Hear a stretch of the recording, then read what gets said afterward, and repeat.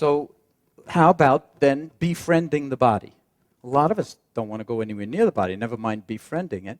And as, some comedians like to joke, I'm sort of okay for up here, but here I only visit on occasion when the conditions are right, second chakra, whatever it is. But, a lot of the time we don't actually integrate into our bodies.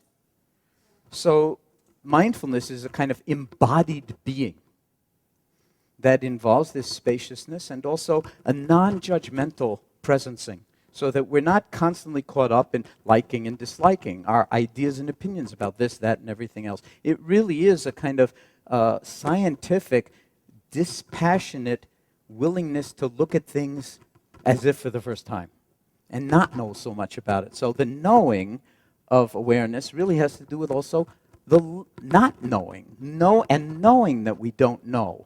That is what most scientists hope to cultivate, because it's only when you reach the limits of what you know that you might have a snowball's chance in hell of moving into the domain of the not knowing and contribute something that has never been seen or felt or measured or realized before.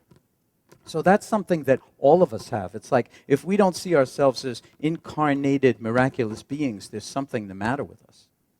Because there's so much more right with us than wrong with us, no matter what's wrong with us, and that's what we tell our patients.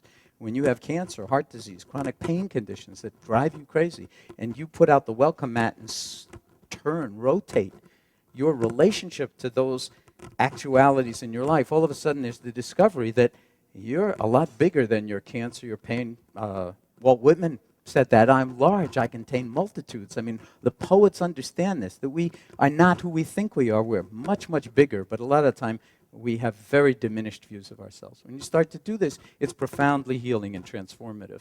But I shouldn't use the verb doing, because it's more a being than a doing. So we have to, in some sense, the invitation is to drop into being. We're called human beings, but mostly we act like we're human doings, and it can get us into big trouble. Okay, so this is an invitation to actually cultivate that kind of intimacy. Now, it's all relational, so we befriend the body.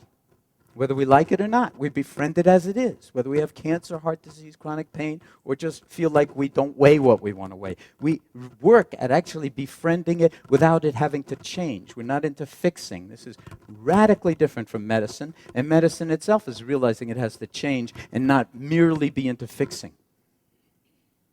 But to actually, healing is very, very different from fixing. It's, in a sense, allowing the system, the organism, to come to terms with the way things are. And then it rotates very often, and things change in profoundly meaningful ways.